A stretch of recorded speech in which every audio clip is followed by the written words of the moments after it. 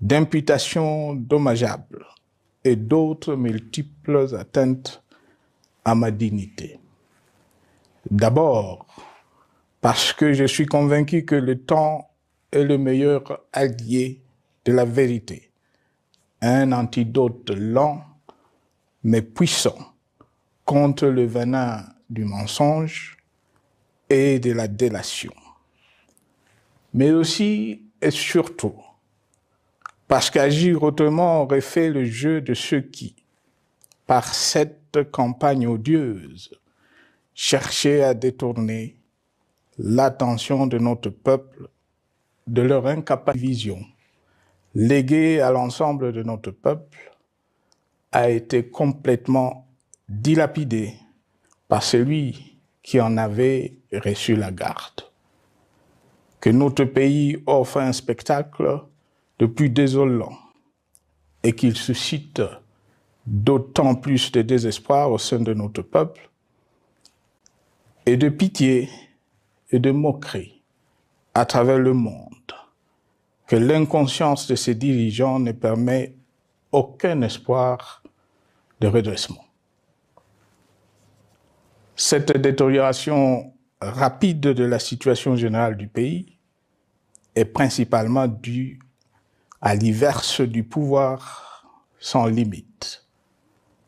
Le nouveau dirigeant s'illustre en effet par une série de remises en cause, reniements et violations intentionnelles de la Constitution, avec en toile de fond la volonté irrésistible de concentrer tout le pouvoir entre les mains d'un seul homme, au mépris du pacte qui cimentait la cohésion de notre peuple. Le premier acte de remise en question de ce pacte républicain, véritable socle de stabilité et de cohésion nationale, a consisté à violer délibérément la Constitution et les lois pertinentes lors du premier remaniement de la Cour constitutionnelle par le président de la République.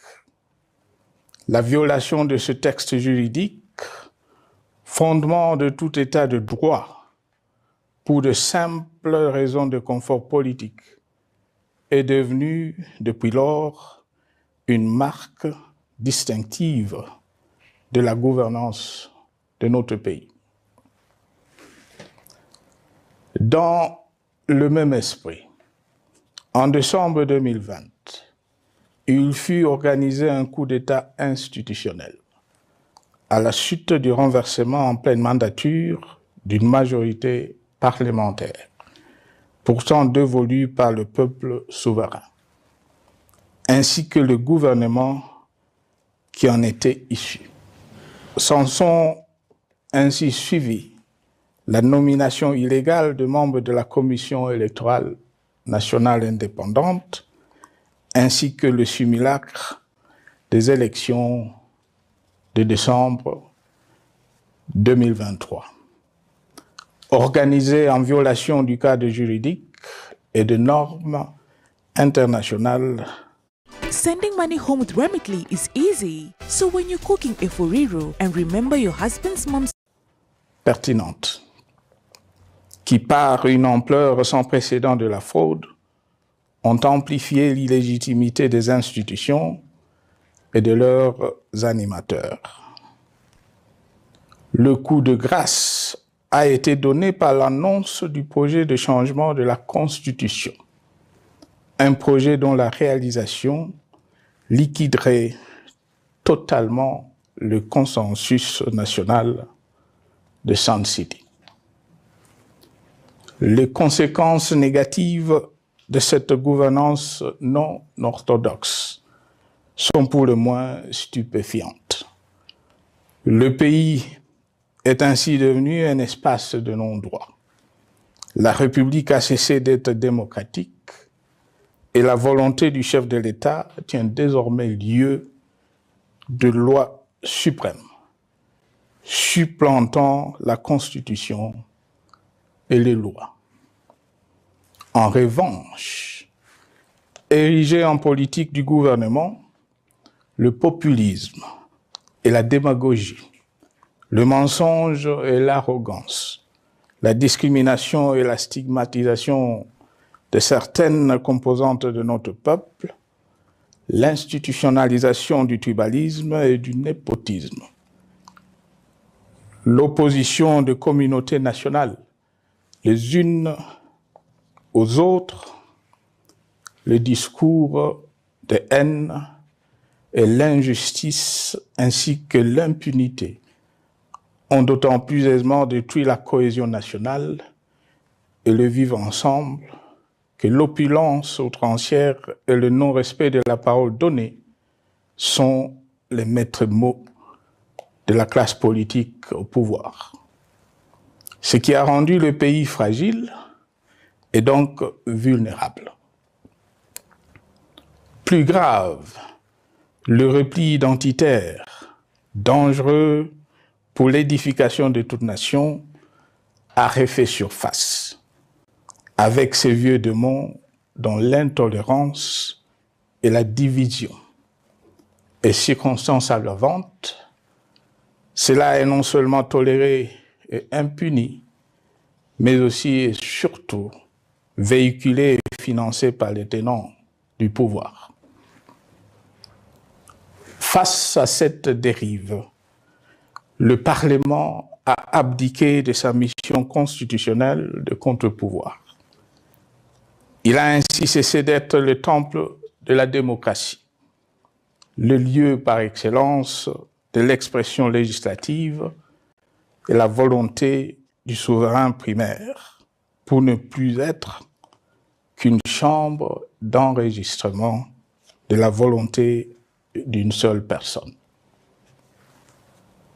Quant à la justice, garante constitutionnelle des libertés publiques et du socle de valeurs, qui structure notre identité et forge notre unité, elle a complètement démissionné de ses responsabilités, se laissant ouvertement instrumentalisée à des fins politiques. Elle n'est donc plus qu'un instrument d'oppression d'une dictature qui tente désespérément de survivre à contre-courant de l'histoire, par la terreur et l'imposition de la pensée unique. Rôle peu louable qu'elle partage avec les milices tribales, ainsi que la police et le service de renseignement, eux aussi détournés de leur noble mission de protection des citoyens et de sécurisation de l'État. Sur le plan économique, la situation est de plus inquiétante. Malgré l'augmentation des recettes publiques, essentiellement due à l'arrivée à maturité de toutes les réformes courageusement votées de 2002 à 2018, notamment le nouveau code minier, forestier, des hydrocarbures, des assurances et de la sous-traitance, et un niveau d'aide financière accrue de la part des institutions de Bretton Woods. Aucun investissement n'a été réalisé pour doter le pays d'infrastructures modernes, soutenir de réformes structurelles et stimuler la croissance. Par contre, l'inflation et la dépréciation monétaire, jadis vaincues. What is an eSIM and how do I get one? Well, what you want to be using is an eSIM, which works just like... Sont de retour. La corruption et le détournement de deniers publics ont atteint un niveau inédit. Et l'endettement public que nous avions maîtrisé de 2010 a de nouveau grimpé en flèche, dépassant la barre de 10 milliards de dollars et suscitant des inquiétudes légitimes quant à la solvabilité à moyen et long terme du pays. Les conséquences sur le plan social sont aussi dramatiques. Aggravation du chômage, accumulation des arriérés des salaires des agents de l'État, baisse drastique du niveau de vie de la population et recrudescence du banditisme urbain, de l'exode rural et de la famine dans un nombre croissant de provinces. Les Congolais sont désormais en proie à une véritable angoisse existentielle. Parmi les victimes résignées de ce gâchis se trouve en bonne place notre jeunesse, qui a été pourtant de tout le combat démocratique et qui a beaucoup cru aux vertus de l'alternance pacifique. Aujourd'hui, sans repère ni perspective sérieuse du lendemain, ils se sont abandonnés, laissés à la merci des entrepreneurs de conflits et de vendeurs d'illusions de tous bords. Rien de ce qui lui a été promis depuis 6 ans n'a été réalisé. À cette jeunesse désabusée, comme à l'ensemble de notre peuple, nous tenons à donner une assurance. L'échec d'un régime compromet, mais ne scelle pas définitivement le sort d'un peuple. Mes chers compatriotes, s'agissant de la situation sécuritaire, dans les grandes agglomérations comme dans nos campagnes, elle est partout plus que préoccupante. C'est le cas notamment au nord Kivu, au sud Kivu, en Ituri, au Maniema, au Tanganyika, au Katanga et au Mai-Ndombe, province pourtant voisine de Kinshasa, capitale du pays et siège des institutions. Le sang de nos compatriotes civils et militaires, valeureux officiers et soldats des rangs, mais aussi députés, éminents membres de la société civile ou de partis politiques, a ainsi abondamment et gratuitement coulé. Du fait de l'intolérance, du cynisme, voire pire, d'un terrorisme d'État pratiqué dans un seul et unique dessein, l'abus du pouvoir pour le pouvoir. C'est le cas, entre autres, de plusieurs centaines de détenus du centre pénitentiaire de rééducation de Makala, sauvagement abattus dans la nuit du 1er au 2 septembre 2024, victimes sans défense d'un crime incontestable contre l'humanité, à ce jour resté impuni. Il en est de même de membres de la secte mystico-religieuse Wazalendo de Goma, de jeunes de la Junafek à Lubumbashi et du massacre des adeptes de l'église Mbidi à Kilwa. Cette déliquescence de la situation sécuritaire est due à la mauvaise gouvernance du pays qui, dans ces secteurs, est aujourd'hui caractérisée par une formation militaire bâclée, des recrutements et mises en place ethniquement motivés, ainsi que par l'emprisonnement sans jugement, aussi bien de plusieurs militaires et officiers de haut rang que des agents de l'ordre et de sécurité, majoritairement swahiliphones. Nervous about your driving test? Prepare with the Driving Test Routes app. bien plus à l'armée nationale, bouclier de la nation, instrument de préservation de l'indépendance nationale et de l'intégrité territoriale. Il a été substitué de bandes de mercenaires, de groupes armés, de milices tribales et de forces armées étrangères qui ont non seulement montré leurs limites, mais aussi enfoncé le pays dans un chaos indescriptible.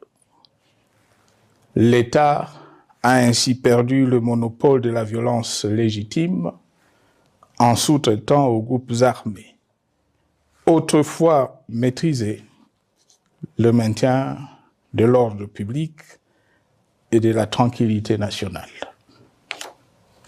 Et comme si cela ne suffisait pas, l'armée nationale est vilipendée, conspuée et tournée en dérision par les autorités qui n'assument jamais rien alors qu'elles sont censées veiller à sa consolidation et à sa respectabilité. Pour les avoir formés, commandés et conduits au front, je connais nos soldats, bouc émissaires aujourd'hui de toutes les contre-performances enregistrées sur les champs de bataille. Ils ne sont pourtant pas intrinsèquement moins bons, moins nationalistes et moins loyaux. Ce qui a changé entre-temps, c'est la qualité du commandement et de leur prise en charge. Au niveau régional, le gouvernement a levé l'option désastreuse de se détourner de deux principaux instruments internationaux qui étaient à la base de l'architecture régionale de paix et de sécurité, laquelle avait permis la stabilité régionale que le président actuel avait trouvée lors de son accession au pouvoir, à savoir le pacte sur la sécurité, la stabilité et le développement dans la région de Grand Lac et l'accord cadre pour la paix, la sécurité et la coopération pour la République démocratique du Congo et la région.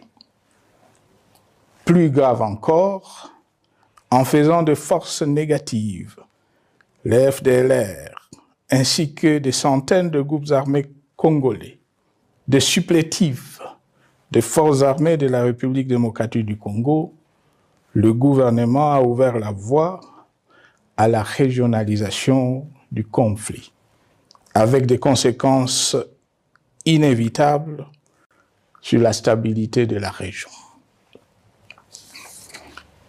Mes chers compatriotes, alors que sur le plan institutionnel, politique, économique et social, les fondamentaux avaient été établis et que le pays avait été placé sur la rampe de lancement, prêt à décoller. Nous voici, hélas, en un temps record, soit 6 ans, de nouveau à la case départ. Celle d'un État failli, divisé, désintégré, au bord de l'implosion, inscrit en bonne place au palmarès de pays pauvres, le plus corrompu et très endetté. En atteste tout le rapport tant du Conseil de sécurité des Nations Unies que ceux sur l'indice de développement humain et sur la pauvreté. La crise qui déchire notre pays est donc profonde et multidimensionnelle. Sa solution doit être nécessairement globale. Toute autre approche n'a donc aucune chance de conduire à une paix durable. Bien plus, le Congo est intemporel. Il n'appartient pas à tel ou tel régime politique. ce dernier étant par définition rotatif et donc passager en démocratie. Il appartient plutôt au peuple congolais dans sa grande diversité. Ce qui est vrai du Congo l'est aussi des immenses ressources du sol et du sous-sol dont il regorge et qui sont essentielles à la croissance et au développement à l'échelle internationale.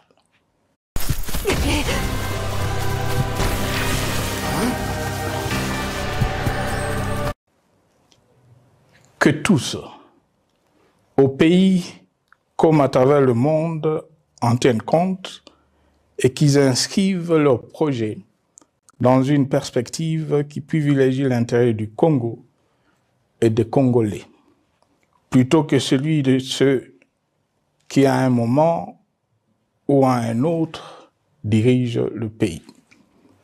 Cela étant, pour sauver le Congo, les griefs légitimes du peuple congolais contre le régime en place ne peuvent être éludés. Ils doivent plutôt être pris en compte. La dictature doit prendre fin et la démocratie, tout comme la bonne gouvernance économique et sociale, doivent être restaurées. Car, comme en témoigne l'histoire, il ne peut y avoir de solutions sécuritaires définitives sans solution politique sincère. Sinon, il y aura de nouvelles vagues de convulsions politiques, de troubles à la paix, d'insécurité, d'instabilité institutionnelle, de conflits armés et de guerres civiles. Perspective qu'en toute responsabilité, nous, Congolais, ne pouvons plus nous permettre. Il est dès lors vital que les multiples initiatives de recherche de la paix, Luanda, Nairobi, EAC-SADC, l'Union africaine, Doha et Washington, que nous accueillons favorablement, les considérant comme autant de signes de compassion et de solidarité à notre peuple, soient conscientes de cette exigence. Qu'elles accordent aux Congolais à la fois maîtres de leur destin et premières victimes de cette crise la place centrale qui leur revient de droit, aussi bien dans le diagnostic du mal dont souffre le pays que dans la prescription du traitement dont il a besoin pour en guérir définitivement. Il convient de noter à ce sujet que le gouvernement de Kinshasa s'est enfin résolu à se mettre autour d'une même table avec l'AFC M23 depuis plusieurs semaines à Doha, même si, bizarrement, il continue à considérer comme un crime le fait que les autres Congolais se parlent entre eux. C'est le lieu pour moi de saluer la démarche des évêques de la CENCO et de l'ECC, qui a le mérite de n'exclure du débat aucun sujet, ni aucun de nos compatriotes. Sans être parfaite, cette initiative conjointe des Églises mérite le soutien et, si nécessaire, des enrichissements de la part de notre peuple. Mes chers compatriotes, une fois n'étant pas coutume, il convient de dénoncer la falsification de l'histoire par ceux dont le jeu pervers dans l'opposition naguère, comme aujourd'hui au pouvoir, a consisté et consiste encore à calomnier, à diffamer, à diaboliser et à diviser pour gagner et régner, à se défausser sur les autres pour justifier leur contre-performance, quelles qu'en soient les conséquences sur la cohésion nationale ou en termes de vies humaines injustement brisées ou perdues. Une preuve, s'il en fallait encore, vient de nous en être donnée une fois de plus. Il y a quelques jours, en effet, suite à une simple rumeur de la rue ou de réseaux sociaux sur ma prétendue présence à Goma, où je veux me rendre dans le prochain jour, comme annoncé par ailleurs, le régime en place à Kinshasa a pris des décisions arbitraires, avec une légèreté déconcertante qui témoigne du recul spectaculaire de la démocratie. Want to send money to Nigeria? Use TapTapSend. Mieux que quiconque, vous savez que pour moi, le Congo est la priorité absolue, que sa souveraineté et son intégrité territoriale ne sont pas négociables, que mon engagement pour la démocratie, la cohésion nationale, la paix et la stabilité n'est pas un slogan creux, et que le respect de la Constitution et des lois du pays, autant que celui de la parole donnée, sont sacrés. Militaire, j'ai juré de défendre la patrie jusqu'au sacrifice suprême. Hier au pouvoir, aujourd'hui en dehors du pouvoir, je demeure plus que jamais fidèle à ce serment. En ce moment où le pays est de nouveau divisé, appelé par le destin, j'ai le devoir d'œuvrer à la recherche de la paix et de contribuer à la reconstruction de notre pays qui se meurt. C'est dans cet esprit que j'ai choisi ce moment pour exprimer ma sympathie à l'endroit de toutes les victimes du conflit en cours, de réconforter et marquer ma solidarité avec la population de la partie orientale. Vous, qui êtes abandonnés par le pouvoir central, qui semble avoir pris le parti de vous punir, entre autres, en déconnectant les institutions financières du réseau bancaire national et en restreignant le mouvement de personnes et de biens. Ces décisions et bien d'autres vous asphyxient et rendent votre vie plus précaire que jamais. J'en appelle aux uns et aux autres, en particulier au gouvernement, d'humaniser les conditions de vie de nos compatriotes de cette partie du territoire national. Ils ont droit à la vie, à la scolarisation de leurs enfants et aux autres conditions du bien-être. En entendant le rétablissement de l'autorité de l'État sur toute l'étendue du territoire national, j'invite les tenants du pouvoir à protéger la population. De même, l'armée, la justice, les autres structures en charge de l'ordre et de la sécurité doivent être véritablement au service de la population et répondre à ses aspirations.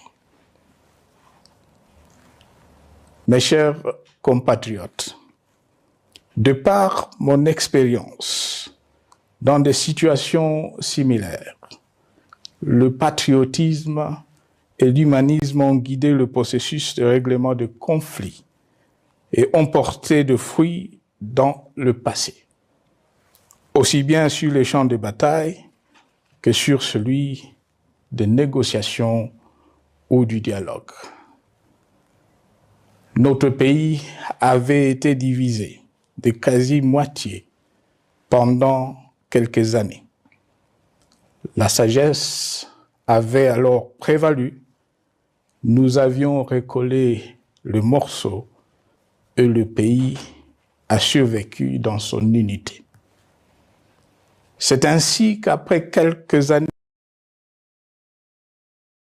de réflexion sur la crise en cours, après avoir consulté des chefs d'État et des anciens chefs d'État de la région, ainsi que des acteurs politiques et sociaux, nationaux et étrangers, j'ai fait ce jour une proposition qui engage la nation tout entière à un sursaut patriotique pour un pacte citoyen afin de tirer le pays du gouffre.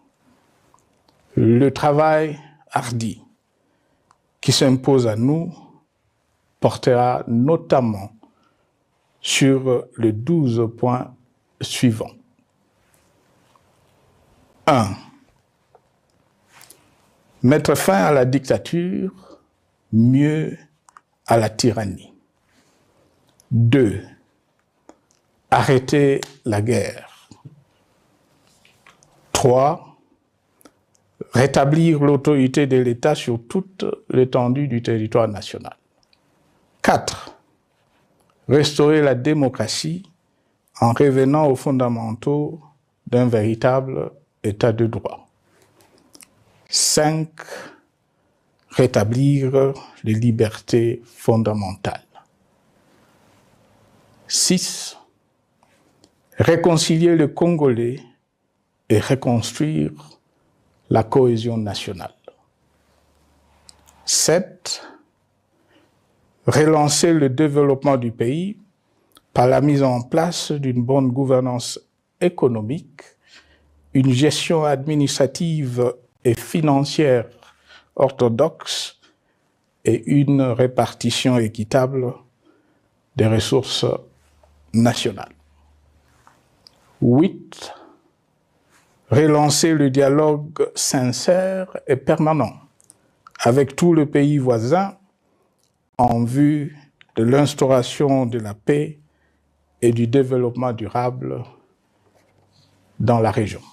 Join millions of people around the world who use Remitly to send money to their loved ones. Our customers... 9. Rétablir la crédibilité du pays auprès de partenaires au niveau tant régional, continental qu'international. 10. Neutraliser tous les groupes armés nationaux et étrangers et rapatrier ces derniers dans leur pays d'origine. 11. Mettre définitivement fin au recours et à l'utilisation des mercenaires, conformément à la Convention de l'Union africaine sur l'élimination du mercenariat en Afrique du 3 juillet 1977 et à la résolution des Nations Unies du 4 décembre 1989 portant sur la Convention internationale contre le recrutement, l'utilisation, le financement et l'instruction de mercenaires et rapatrier sans condition ceux qui sont déjà déployés sur le sol congolais. 12. Ordonner le retrait sans délai de toutes les troupes étrangères du territoire national. À ce sujet, je salue la décision sage des pays de la SADC de retirer les troupes de la SAMI DRC de notre pays.